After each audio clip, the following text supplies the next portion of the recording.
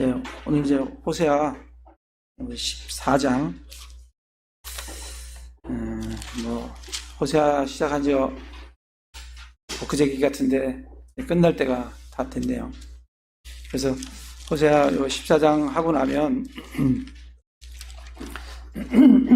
다음 주에는 호세아 전체를 한번 우리가 했던 거 종합적으로 한번 이렇게 다시 훑어보는 그런 시간을 갖도록 하겠습니다. 그래서 다음 주에는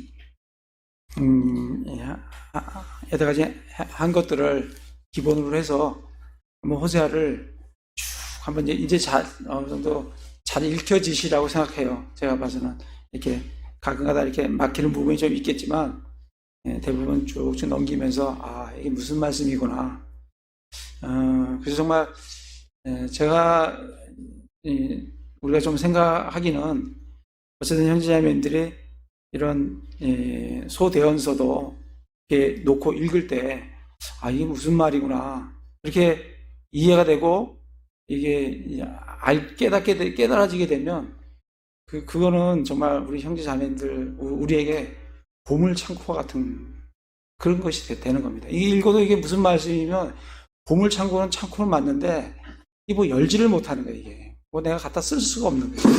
그래서 우리가 지금 정말 하고자 하는 것은 이걸 잘 읽고 알고 깨달아져서 언제 어디서든지 이 말씀을 펼쳐서 읽으면 내가 거기에 있는 보물들을 그 진주들을 그거를 내가 가져다가 내 삶 속에 깨닫고 은혜를 누리고 그다음에 그 말씀을 내 삶에 적용하고 그래서 소망이 되는 그런 걸 우리가 성경 전체를 한번 해보고 싶은 게 그런 마음입니다. 그래서 하실 때 이게 잘 하시고 또 이번에 잘 이해가 또 안 되시는 부분들이 또 있을 수도 있어요. 그러면 또 아시는 분들한테 물어도 보시고 또 성경 전체를 한번 하게 되면 다음번에 또 이 부분을 몇 년 후에는 또 우리가 또 하게 될 겁니다. 그럼 그때 가면 지금보다 또 좀 더 이렇게 깊이 있는 그런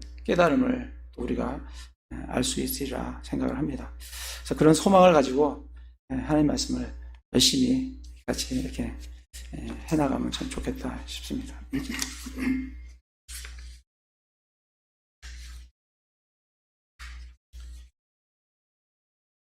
예.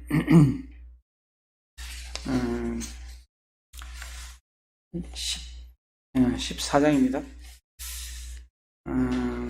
14장에 보시면 이제 14장은 여태까지 이제 쭉 말씀하신 정말 이스라엘이 어떠한 축복을 받는가 이걸 말씀하시는 진짜 호세아 전체의 마지막 결론적인 부분이다 이렇게 생각이 듭니다.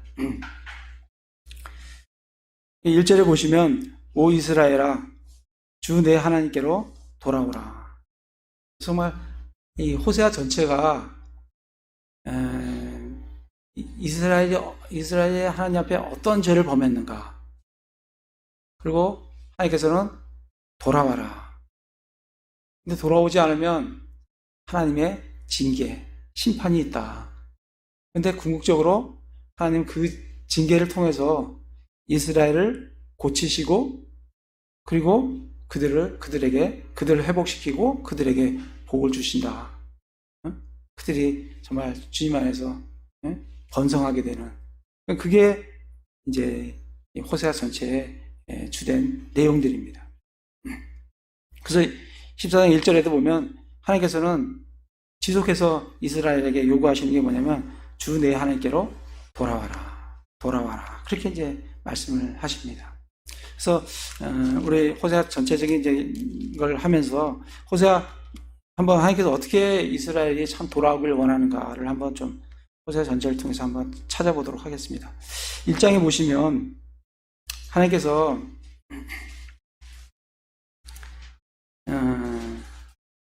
1장에 1장 2절에 보면 그 땅의 주를 떠나 크게 행음하였느니라 그렇게 말하면서 호세아에게 고멜을 취하라 이렇게 말하지 않습니까? 그러면서 정말 고멜에게 애를 이제 낳게 하는데 첫 번째는 예스리엘이라 해라. 그리고 로루하마라 하라. 예스리엘은 이제 흩어진다는 의미 아니니까 흩다. 너희들이 흩어진다. 로루하마라 하라. 응? 너희는 긍휼을 받지 못하는 그런 민족이다. 그리고 로암미라 하라. 너는 내 백성이 아니다. 그렇게 하면서도 하나님은 10절 11절에 그들을 다시 하나님의 아들이다. 그렇게 이제 말씀을 하시는 걸 우리가 볼 수가 있습니다. 그래서 그렇게 경고를 주시는 거죠. 너희들 흩어진다. 너희는 긍휼 받지 못한 백성이다. 너희들 내 백성이 아니다. 근데 이스라엘이 이게 돌아오지를 않습니다. 돌아오지를 않아요. 2장에 보시면 2장 5절에 보면 하나님께서 그들의 어머니는 이스라엘이잖아요. 그들의 어머니는 창녀짓을 행하였고 그들의 수태한 여인은 수치스럽게 행하였느니라. 그녀가 이르기를 내게 내 빵과 내 물과 내 양털과 내 아마와 내 기름과 내 마실 것을 주는 나의 사랑하는 자들을 내가 따라가리라. 이게 이스라엘이 불러도 자꾸 가는 것은 이 우상숭배로 자꾸 가는 걸 볼 수가 있습니다. 그러니까 하나님께서 6절에 그러므로 보라 내가 가시로 내 울타리를 치고 벽을 쌓아 그녀가 행로를 찾지 못하게 하리니. 하나님께서 가지 못하도록 경고 주시고 또 실제로 가니까 자꾸 가시 울타리로 이렇게 벽을 쌓아서 가지 못하도록 이스라엘 가지 못하도록 자꾸 이렇게 하는데 이스라엘은 자꾸 가요. 실제로 보면 그녀가 자기 사랑하는 자들을 쫓아갈지라도 쫓아간다고. 근데 쫓아갈지라도 따라잡지 못하며 그들을 찾을지라도 만나지 못하리라. 결국 따라가지 못하고 만나지 못할 그 우상을 쫓아가는 이스라엘을. 그리고 나중에 그걸 다 경험하고 난 후에야 내가 첫 남편으로 돌아가야 되겠구나 하고 돌아오는 이런 이스라엘을 하나님께서 말씀을 하고 계십니다. 또 3장에 보시면 3장 1절부터 4절에 보시면 정말 3장 1절에 보면 그때 주께서 내게 이르시되 다른 신들을 바라보고 포도주병을 사랑하는 이스라엘 자손을 향한 주의 사랑을 따라 또 가서 자기 친구에게 사랑받는 여인 그러나 가늠한 여인을 사랑하라. 나갔어요. 또 이렇게 가늠하는 그 여인을 향해서 어떻게 하라고요? 주의 사랑을 따라 또 가서 자기 친구에게 사랑받는 여인을 그러나 가늠한 여인을 사랑하라고. 나간 여인을 다시 사랑하라고. 누구에 따라서? 주의 사랑에 따라서 돌아오라고. 그래서 집에다 사서 데려다 놓고 가지 마라. 네가 잘하면 나도 너를 위하겠다. 이렇게 하는데 결국 이스라엘은 4절에 보면 많은 날 동안 왕도 없이 통치자도 없이 희생물도 형상도 에봇도 그런 거 없이 그냥 버려진 그런 상태로 살아가는 이스라엘. 그 뒤에야 돌아오는 이스라엘. 하나님께서는 경고해 주시고 막고 이렇게 울타리를 치고 또 안 되면 나간 여인을 사오듯이 돈 주고 사오고 데려와도 이스라엘은 또 나가고 또 나가고 또 나가는 그런 이스라엘을 참 보게 됩니다. 11장 가보실까요? 11장에 보시면 그래서 하나님께서는 11절에 보면 이스라엘이 아이였을 때 내가 그를 사랑하였고 내 아들을 이집트 땅에서 불러내었노라. 내 종들이 그들을 부를수록 그들이 저들을 떠나가서 바알들에게 희생물을 드리고 세기 형상들에게 분향하였느니라. 이제 하나님께서 어떻게 하시냐면 이제 끊임없이 또 이 대언자들을 보내주시는 거예요. 대언자를 보내주셔서 귀에다 대고 말씀을 들려주시는 거예요. 우상 숭배하면 안 된다. 돌아서야 된다. 돌아서라. 보낼수록 2절에 보면 내 종들이 그들을 부를수록 그들이 저들을 떠나서 바알들에게 희생물을 드리고 세긴 형상들에게 분향하였느니라. 들려줘도 계속 더 멀리 우상에게로 가는 그런 이스라엘을 보게 됩니다. 그래서 13장으로 넘어가서 13장에 보시면 그래서 하나님께서는 14장 6절에 보면 그들이 자기들의 초장이 내는 대로 배가 불렀고 배가 부르며 그들이 마음이 높아져서 그런 까닭에 그들이 나를 잊었도다. 그러므로 내가 그들에게 사자같이 되고 길가의 표범같이 그들을 지켜보리라. 내가 새끼 잃은 곰같이 그들을 만나서 그들의 심장 거풀을 찢고 거기서 사자같이 그들을 삼키리니 들짐승이 그것을 찢으리라. 결국은 이스라엘이 징계를 받을 수밖에 없는, 돌아오라 안 돌아오니까 결국 하나님께서 징계를 하실 수밖에 없는 그런 이제 하나님의 마음을 읽을 수 있습니다. 그래서 지금 14장 마지막 결론에서도 하나님께서 계속 얘기하는 게 오 이스라엘아 주 내 하나님께로 돌아오라. 내 불법으로 말미암아 내가 넘어졌느니라. 이스라엘이 넘어지는 이유는 자기 불법 때문에 넘어지는 거예요. 자기 죄 때문에 넘어지는 거예요. 내 불법으로 말미암아 내가 넘어졌느니라. 13장 9절에 보면 하나님께서 이렇게 말씀하세요. 하나님께서 심판을 하시고 그들에게 뭐라고 말씀하시냐면 내가 그들에게 사자같이 표범같이 곰같이 들짐승같이 그렇게 되겠다라고 말씀하시면서 9절에 오 이스라엘아 내가 내 자신을 멸망시켰거니와 내 도움은 내게 있느니라. 이스라엘을 멸망시킨 것은 이스라엘 자신이라는 거예요. 그 죄로 말미암아 그가 거기서 돌이키기만 했으면 하나님께서 그를 그 죄를 사하시고 그를 받으시고 그에게 복을 내리시고 할 텐데 돌아서지 않으니까 9절에 오 이스라엘아 내가 내 자신을 파멸시켰거니와 내 도움은 내게 있느니라. 그래서 파멸은 우리가 우리 자신을 시키지만 우리의 파멸된 우리를 회복시키고 우리를 이렇게 정말 하나님 앞에 하나님의 백성으로 돌이킬 수 있는 길은 하나님께 있다는 거예요. 내가 내 자신을 파멸시켰거니와 내 도움은 내게 있느니라. 그렇게 이제 말씀을 하십니다. 그래서 다시 14장 2절에 보면 너희는 말씀을 가지고 주께로 돌이키며 그분께 아뢰기를 모든 불법을 제거하시고 은혜롭게 우리를 받아주소서. 우리도 그와 같이 우리 입술의 송아지로 보답하리이다. 그 이스라엘이 하나님께서 너희는 말씀들을 가지고 주께로 돌이키며 우리가 주님께로 돌이키는데 그냥 돌이키는 것이 아니라 말씀을 가지고 돌이키는 거예요. 돌이킨다, 회개한다는 것은 하나님의 말씀에 비추어 봐서 내 죄가 뭔가, 내 죄가 하나님의 말씀에 비추어 봤을 때 내가 어떤 죄인인가 그걸 깨닫고 그 말씀에 따라 하나님께로 돌이키는 그게 회개입니다. 회개는 그냥 눈물 흘린다고 회개가 아니라 말씀에 비춰보니까 내가 이러한 죄인이구나. 내가 하나님께서 원하시는 것은 이렇게 돌이키는 걸 원하시는구나 하고 돌이키는 것이 회개예요. 그래서 하나님께서는 말씀들을 가지고 주께로 돌이켜라. 말씀에 근거해서 네가 어떤 죄인인지 그걸 깨닫고 하나님께서 뭘 원하시는지 그거로 돌이켜라 라고 말씀을 하십니다. 그러면서 그분께 아뢰기를 이렇게 아뢰라는 얘기예요. 모든 불법을 제거하시고 은혜롭게 우리를 받아주소서. 우리도 그와 같이 우리 입술의 송아지로 보답하리이다. 그래서 하나님께 어떤 고백을 해야 되냐면 모든 불법을 제거해 주시고 은혜롭게 우리를 받아주십시오. 그리고 그와 같이 우리 입술의 송아지로 보답하리이다. 우리 입술의 송아지로 보답한다는 것은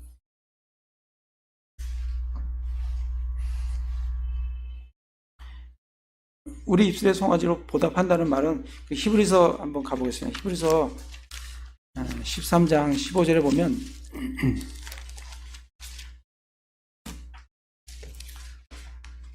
우리 입술의 송아지로 보답한다. 그게 13장 15절에 그러므로 우리가 그분으로 말미암아 계속해서 찬양의 희생을 하나님께 드리자. 이 입술의 송아지가 찬양의 희생이에요. 그러니까 내 입술로 하나님을 찬양한다는 거예요. 찬양의 희생을 드리자. 그것은 곧 그분의 이름에 감사를 드리는 우리 입술의 열매니라. 우리의 입술의 열매, 찬양으로 하나님께 희생을 드리는. 우리는 무슨 소 잡고 돼지 잡고, 돼지 잡는 게 돼지는 아니라 소, 양 이런 거 잡는 그런 구약시대에 그런 희생을 드리는 게 아니라 찬양의 희생, 입술의 열매를 드린다는 거예요. 그게 내 입술의 송아지를 주님께 송아지로 보답한다 하는 게 내 입술의 열매를, 찬양의 열매를 드립니다. 그렇게 고백을 하라는 거예요. 그래서 하나님은 우리의 불법을 제거해 주시고 은혜롭게 받아주시는 분이다. 그리고 우리는 우리 입술로 찬양의 희생을 드리는. 그러면서 3절에 아수르가 우리를 구원하지 못하리이다. 우리가 말을 타지 아니하며 다시는 우리 손으로 만든 것에 이르기를 너희는 우리의 신이라 하지 아니하리니 주 안에서 아버지 없는 자들이 긍휼을 얻었나이다 할지니라. 그래서 이스라엘은 참 아수르를 많이 의지했어요. 근데 지금 이때 되면 이들이 그런 고백을 한다는 거예요. 아수르가 우리를 구원하지 못하리이다. 아수르를 많이 의지를 했습니다. 호세아 12장을 가보시면 12장 1절에 보시면 에브라임이 바람을 먹으며 동풍을 따라가서 날마다 거짓과 항폐함을 늘리고 그들이 아시리아 사람들과 언약을 맺으며 기름을 이집트에 실어 보내는도다. 그래서 이들이 아시리아를 의지했고 이집트와 함께 손을 잡고 무역을 하는 그런 모습을 보게 됩니다. 그래서 하나님을 의지하고 하나님을 신뢰하기보다는 아시리아, 이집트 이런 것들을 신뢰하는. 5장을 가볼까요? 5장 13절에도 보면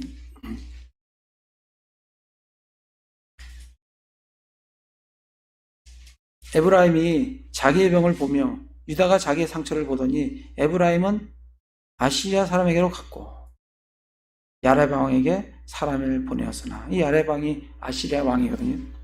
글로 뭐가 상처가 나고 뭐가 힘들고 어려우면 누구를 찾냐면 주변에 나를 도와줄 수 있는 아시리아 사람들을 찾는다는 거예요. 우리도 우리의 삶 속에서 참 그러기가 쉽습니다. 내가 어렵고 힘들면 내 주변에 나를 도와줄 사람이 없나 하고 사람을 찾게 되는 게 우리 연약한 우리예요. 하나님은 아시리아를 찾지 말고 나를 찾으라. 하나님을 찾으라. 이집트를 찾지 말고 하나님을 찾으라고 말씀을 합니다. 근데 지금 이 14장은 7년 대화 환란 후에 이스라엘이 어떻게 회복될 건가를 지금 보여주는 장이거든요. 그러니까 이들이 그 청년왕국에 들어가서 이들은 그렇게 한다는 거예요. 이제 아수르가 우리를 구원하지 못합니다. 우리는 아수르 의지하지 않습니다. 이제 우리는 하나님만 의지합니다. 우리가 말을 타지 아니하며, 말은 뭐겠어요? 말은 뭘 나타내냐면 군사력을 나타내요. 그러니까 아수르는 외부의 세력을 의지한다고 하면 말을 타는 것은 내부의 군사력을 의지하는 거예요. 나에게 뭐가 있는, 내게 뭔가 있는, 그거를 의지하거나, 그게 없으면 바깥에 나를 도와줄 수 있는 뭐가 있는가. 우리의 삶도 마찬가지지 않습니까? 내게 뭔가 은행 창고에 뭔가 가득히 있으면 내가 든든한 것 같고, 그런 그때 가서 말을 타지 아니하며 다시는 우리 손으로 만든 것에 이르기를 너희는 우리의 신이라 하지 아니하리니. 다시는 우상 숭배를 안 한다는 거예요. 그 만든 신, 자기들이 만든 그거를 신이라고, 다시는 우리 손으로 만든 것에게 이르기를 너희는 우리의 신이다. 이렇게 우상 숭배를 하지 않게 된다는 겁니다. 이 이스라엘이 정말 호세아 전체를 보면 하나님께 왜 호세아가 이스라엘이 망하냐면 첫 번째는 영적인 행음이에요. 그 다음에 육적인 행음이에요. 그 다음에 무제한 피를 흘리는 죄예요. 부도덕한 그런 죄들이. 그런 것들 때문에 이제 망하는 걸 참 볼 수가 있습니다. 정말 이들이 우상숭배를 어떻게 했냐면 그 2장부터 한번 이들이 한 우상숭배를 한번 같이 이렇게 한번 훑어보겠습니다. 아까 읽었지만 2장 5절에 보면 내게 내 빵과 내 물과 내 양털과 내 아마와 내 기름과 내 마실 것 주는 나의 사랑하는 자들을 내가 따라가리라. 이제 풍요로운 걸 풍요를 쫓아가는 거예요. 정말 우리 시대에도 정말 풍요를 쫓아가기가 너무 쉬워요. 왜냐하면 풍요로운 시대이기 때문에 정말 다 풍요로운데 이 풍요에 정말 차이가 있어요. 더 풍요로워지고 싶은 거죠. 그래서 이들은 그런 풍요를 쫓아갑니다. 12절에도 보면 그녀가 전에 자기의 포도나무와 무화과 나무를 가리켜 얘기를 이것들은 나의 사랑하는 자들이 내게 준 보상이라. 포도나무와 무화과나무가 이렇게 있는데 그건 누가 준 거냐면 자기가 사랑하는 우상이 자기에게 준 그런 보상이라는 거예요. 그래서 이들이 우상 숭배하는 이유가 뭐냐면 풍요 때문에 그래요. 우상이 풍요를 안 준다고 하면 절대 우상 안 섬깁니다. 그러니까 지금 이 시대에 우리에게 우상 숭배라는 게 탐욕이라는 게 맞는 거예요. 이 탐욕이 자꾸 더 갖고 싶어하는 그런 탐욕이 우리의 우상 숭배라는 게 이제 그런 의미에서 말씀을 하고 있는 걸 볼 수가 있습니다. 이 4장에 가서 보면 이들이 자기가 만든 신들을 따라간다 했는데 4장 12절에 보면 내 백성이 자기들의 나무 토막에게 조언을 구하고 조언을 구하는데 누구한테 조언을 구하냐면 나무 토막에게 구한다. 그들의 막대기가 그들에게 밝히 말하리니 이는 행음의 영이 그들로 하여금 잘못을 범하게 하므로 그들이 자기들의 하나님 밑에서 떠나 음행의 길로 갔기 때문이라. 막대기 만들어 놓고 나무로 뭔가를 만들어 놓고 이게 그걸 따라가는 거예요. 거기에 조언을 구하고 하는 그런 우상 숭배를 한 거를 말씀을 해주고 계십니다. 8장을 한번 가볼까요? 8장 5절하고 6절을 보면 오 사마리아야 내 송아지가 너를 내버렸느니라. 이들이 송아지를 섬겼잖아요. 내 분노가 그들을 향해 타올랐거니와 그들이 무지함에 이르려면 얼마나 있어야 하겠느냐. 이스라엘로부터 또한 그들이 나왔도다. 뭐가 나와요? 형상이 나왔다는 거예요. 기술자가 그것을 만들었은지요. 그것은 하나님이 아니니라. 오직 사마리아의 송아지가 산산초가 나리니. 이들은 뭔가 기술자가 만든 그거를 만들어 놓고 이것이 나의 신이다. 송아지 만들어 놓고 이것이 나의 신이다 하고 우상 숭배한 것을 지금 하나님께서는 나중에는 그들이 내가 만든 것이 그것이 나의 신이 아니다. 그렇게 이제 고백을 한다라고 말씀을 하십니다. 10장을 가볼까요? 10장의 11절에 보면 에브라임은 마치 가르침을 받은 암송아지 같아서 곡식 밟기를 좋아하나. 이 에브라임은 가르침을 받았는데 하나님의 말씀에 가르침을 받은 것이 아니라 우상의 가르침을 받았어요. 그래서 암송아지 같이 이 암송아지가 언제 가장 좋아하냐면 곡식 밟을 때를 가장 좋아합니다. 왜냐하면 곡식 밟을 때는 입에 마개를 안 씌워요. 그러니까 마음껏 곡식을 먹을 수가 있어요. 그러니까 곡식 밟는 자에게 보상이 있다는 거예요. 그러니까 지금 에브라임은 뭘 좋아하냐면 이 암송아지 같이 우상숭배에서 그 우상숭배로부터 뭐가 떨어지는 그게 너무 좋은 거예요. 그래서 암송아지가 곡식 밟는 걸 좋아하듯이 그걸로 통해 뭔가 떨어지는 그 곡식을 먹는 걸 좋아하듯이 우상숭배를 통해서 떨어지는 그 보상이, 그 풍요가 너무 좋은 거예요. 그래서 그들은, 하나님께서 에브라임은 마치 가르침을 받은 암송아지 같이 곡식 밟기를 좋아한다. 그렇게 우상 숭배하는 에브라임을 말씀을 하고 계십니다. 13장을 또 가서 보시면 지난주에 했던 거죠. 13장 1절 2절에 보시면 에브라임이 떨면서 말할 때는 이스라엘에서 자기를 높였으나 그가 바알로 말미암아 죄를 지을 때 죽었느니라. 바알을 섬겼죠. 이제 그들이 더더욱 죄를 지어 자기들의 은으로 자기들을 위하여 형상들을 부어 만들되 자기들이 깨달은 대로 우상을 만들었느니라. 그 모든 것은 장인들의 작품이다. 만든 거에 불과하다는 거예요. 근데 그걸 섬기는 거예요. 왜? 풍요가 너무 좋아서 그걸 섬긴다. 그렇게 말씀을 하고 계십니다. 다시 14장에 가서, 그래서 하나님께서는 아수르가 우리를 구원하지 못하리이다. 우리가 말을 타지 아니하며 다시는 우리 손으로 만든 것에 이르기를 너희는 우리의 신이라 하지 아니하게 된다는 거예요. 천년왕국에 들어가면 그들이 더 이상 그렇게 하지 않는다는 거예요. 그럼 뭐라고 하냐면 주 안에서 아버지 없는 자들이 긍휼을 얻나이다 할지니라. 이들은 하나님을 떠난 아버지 없는 자들이에요. 그러나 천년왕국에 들어가면 그들은 주 안에서 아비 없는 자들이 아니라 아비 없는 자들이었던 사람들이 주 안에서 하나님을 아버지라 부르며 긍휼을 얻게 된다라고 말씀을 해주고 계십니다.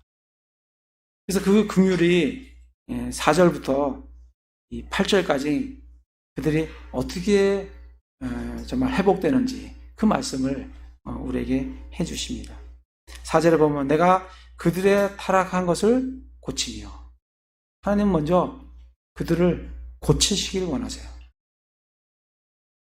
그들을 받아주시는데 그냥 받아주시는 것이 아니라 그들의 타락을 고치며, 결국은 끝내는 회개한 후에야 돌아온다는 거예요. 계속 하나님께서 회개하라 하는데 안 하지만 끝내는 7년 대환란이라는 그런 환란을 통해서 그들을 회개시키고, 그리고 끝내는, 그러고 나서야 그들을 받으시는, 회복시키시는 하나님을 보실 수 있습니다. 내가 그들의 타락한 것을 고치며, 하나님은 우리의 타락을, 우리의 허물을, 우리의 그 잘못된 죄들을 고치기를 참 원하십니다. 호세아 6장에 보시면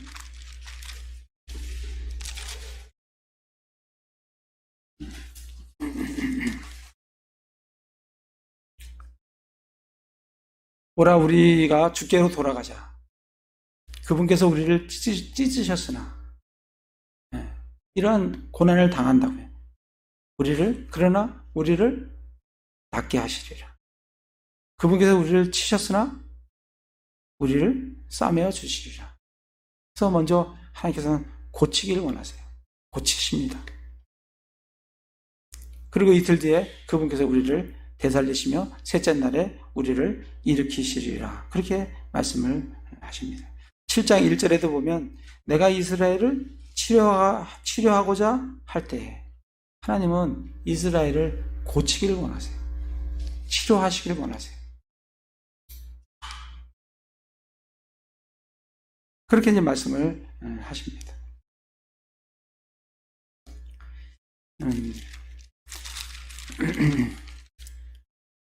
그렇게 이제 하나님께서 말씀을 하시는데, 다시 호세아 14장 와서 타락한 것을 고치며, 그리고 고친 후에는 그들을 아낌없이 사랑하리니, 하나님은 그리고 그들을 아낌없이 사랑하신다.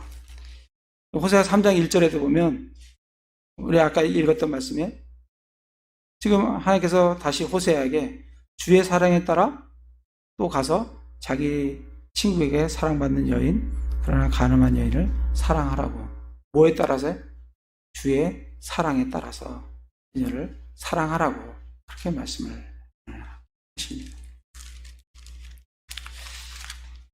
하나님께서 이스라엘을 얼마나 사랑하시냐면 11장 또 7절을 가보시면 정말 하나님께서 우상 숭배를 하는 그 이스라엘에게 분노가 일어나시고 그들을 정말 사자같이, 곰같이, 표범같이, 들짐승같이 그들을 찢겠다고 하시면서도 7절에 보시면 내 백성이 나를 떠나 뒤로 물러나기로 작심하였으므로 내 종들이 그들을 지극히 높으신 얘기로 불렀을지라도 아무도 전혀 그걸 높이려 하지 아니하는도다. 그런 이스라엘을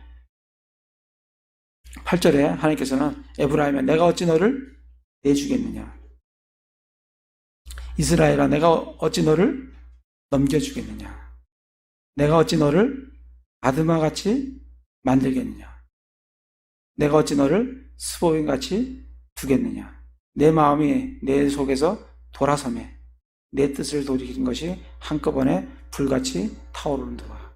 이스라엘에서 하나님의 분노가 일어나지만 하나님은 끝내는 내가 너를 어떻게 아드마같이 만들겠느냐, 스보임같이 두겠느냐. 이게 아드마와 스보임이 소돔과 고모라에 있는 그 지역이라고 하지 않았습니까? 그렇게 멸망시키겠느냐는 거예요. 멸망을 못 시킨다는 거예요.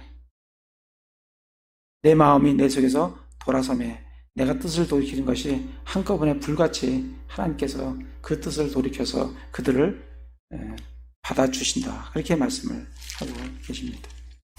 다시 14장에 와서 보시면 그래서 내가 그들의 타락한 것을 고치며 그들을 아낌없이 사랑하리니 내 분노가 그들에게서 떠났느니라. 그렇게 하나님께서 분노를 돌이키셔서 그들을 받아주시는 그런 말씀을 해주고 계십니다.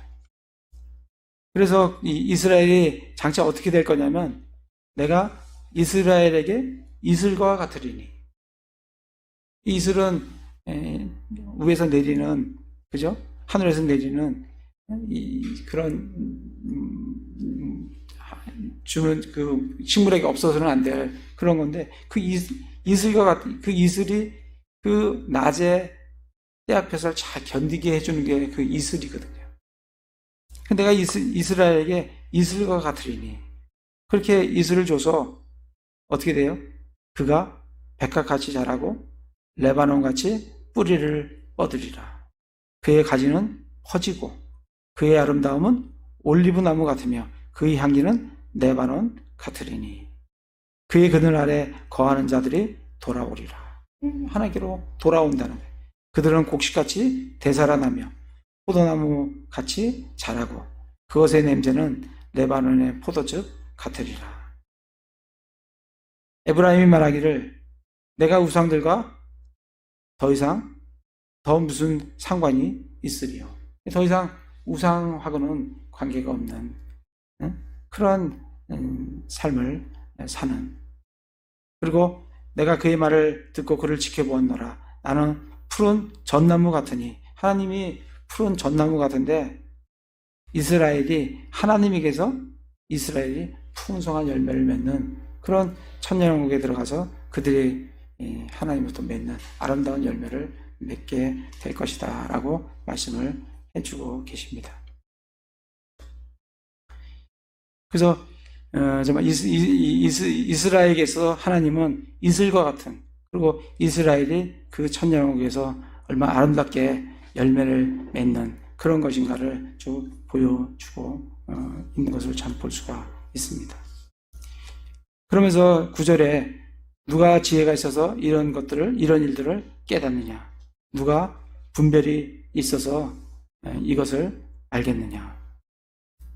주의 길들은 올바르니 의인들은 그 길들 안에서 걸으려니와 범법 자들은 그 길 안에서 넘어지리라. 그래서 누가 이것을 깨닫냐면 지혜 있는 자들이 이것을 깨닫는다는 거죠. 지혜 있는 자들이. 그래서 잠언 1장에 보시면, 잠언 가볼까요? 잠언 1장에 보시면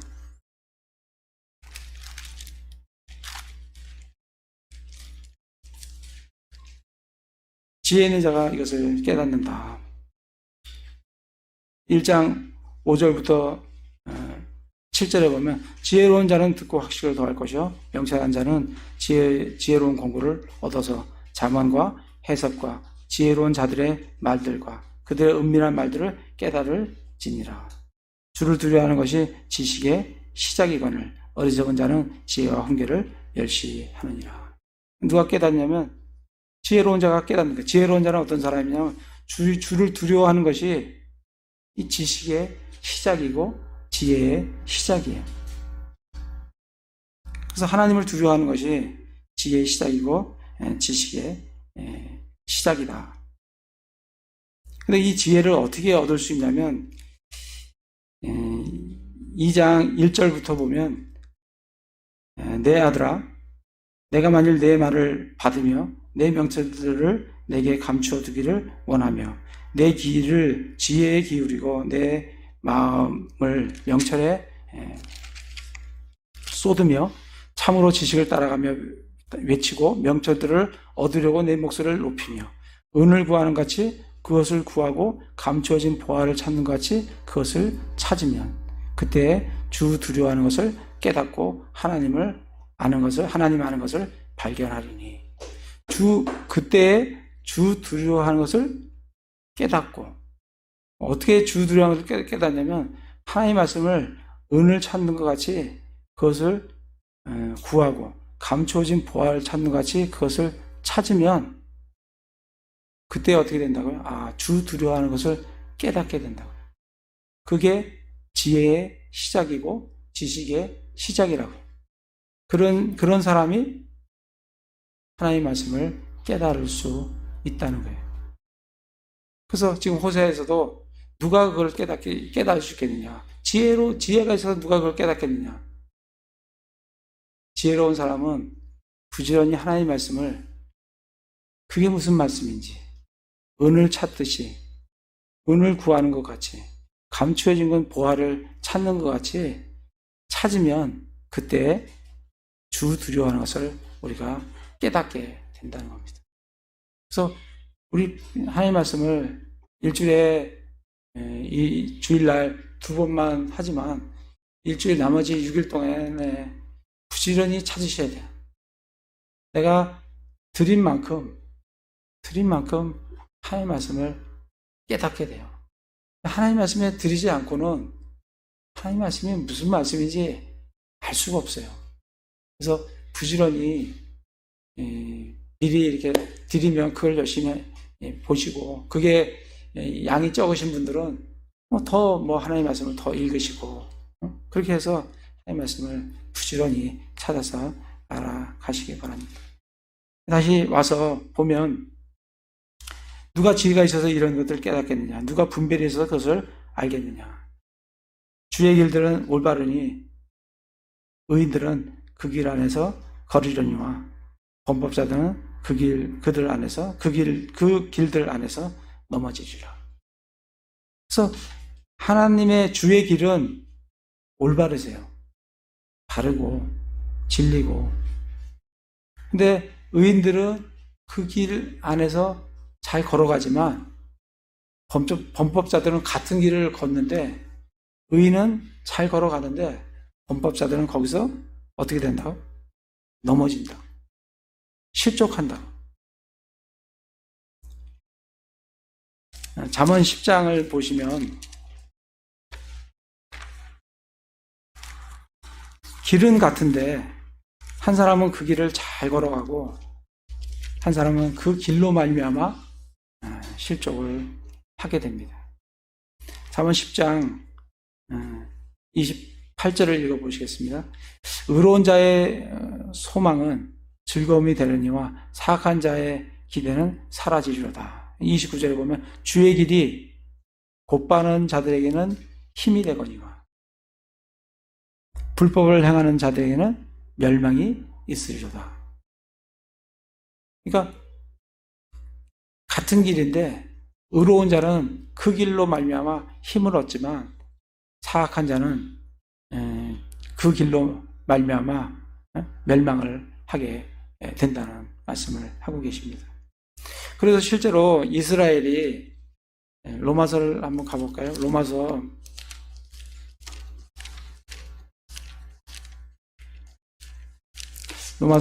9장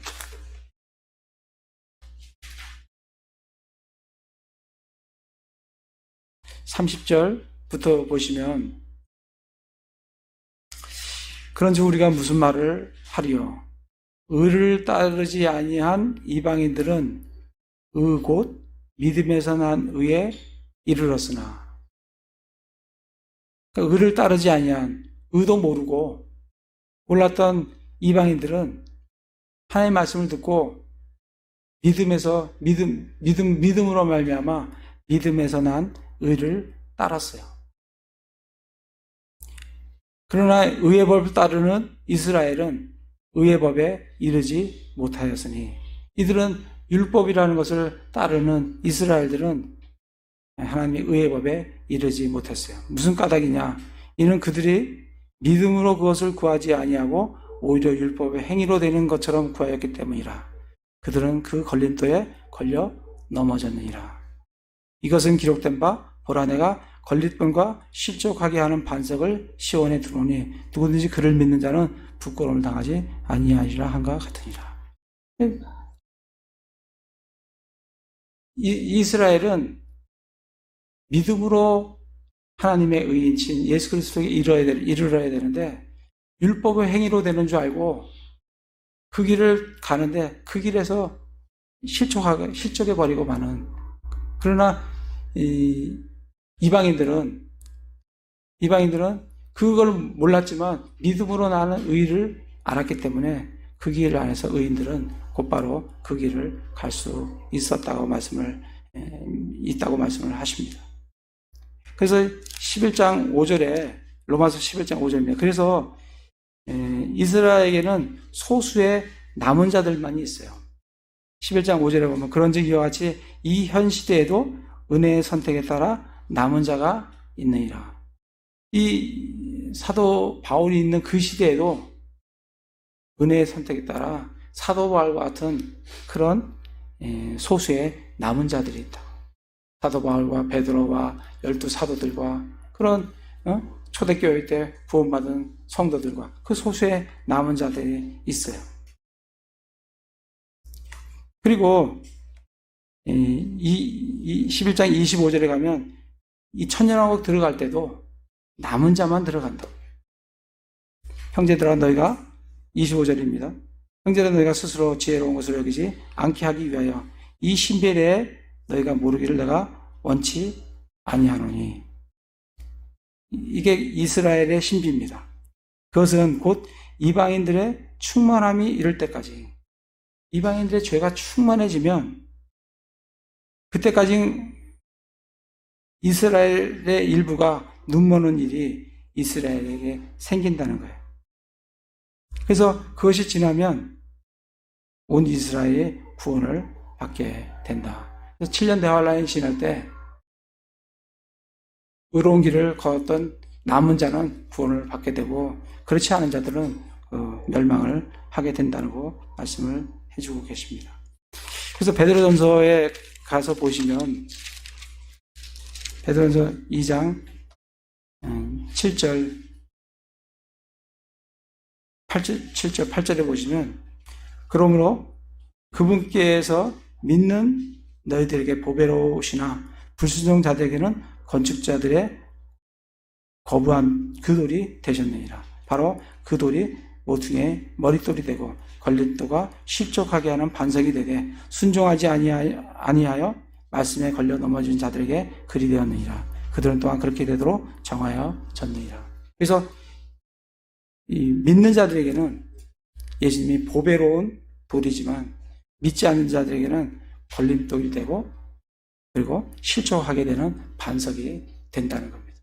그래서 하나님의 길은 의의 길로 올바른 고든 길이지만 믿는 의인에게는 그것이 그에게 반석이 되지만 그러나 믿지 않는 그런 자들에게는 걸림돌과 실족하게 되는 반석이 된다는 겁니다. 그게 이제 호세아 14장 9절에 의인들은 그 길 안에서 거리려니와 범법자들은 그 길들 안에서 넘어지리라고 이제 말씀을 하고 계십니다.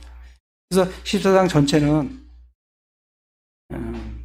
그런 7년 대화를 통해서 천년왕국에 들어가는 그 이스라엘에게 어떠한 축복이, 어떠한 복이 있는지, 그들이 어떻게 번성을 하게 되는지, 그들이 하나님께서 4절부터 그들을 타락한 그들을 고치시고 아낌없이 사랑하시고 분노를 그들에게서 떠나시고, 그래서 이스라엘에게 이슬같이 되셔서 백합같이 자라고 레바논같이 뿌리를 뻗고 가지는 퍼지고 아름다운 올리브 나무같이 향기는 레바논같이 복식같이 살아나고 포도나무같이 자라고 냄새는 레바논의 포도즙같이 우상하고는 상관이 없는 그런 하나님이 푸른 전나무 같은 하나님 거기에서 이스라엘이 풍성한 열매를 맺게 될 거라고 이스라엘의 회복에 대해서